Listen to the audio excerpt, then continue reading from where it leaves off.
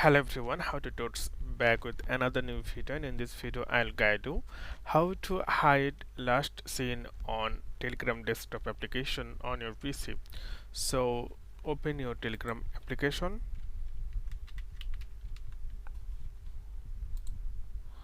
then click here left top corner on your screen, three line, then click the settings option, and here you can see privacy and security. Click here and scroll down, then here you'll see the option last seen in online.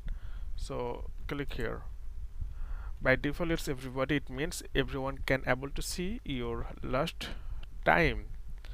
If you click the nobody, it means no one can able to see your online activity.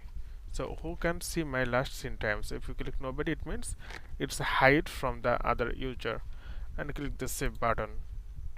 And you can see unless you are a premium user, you won't see last seen or online status for people with whom you don't share your.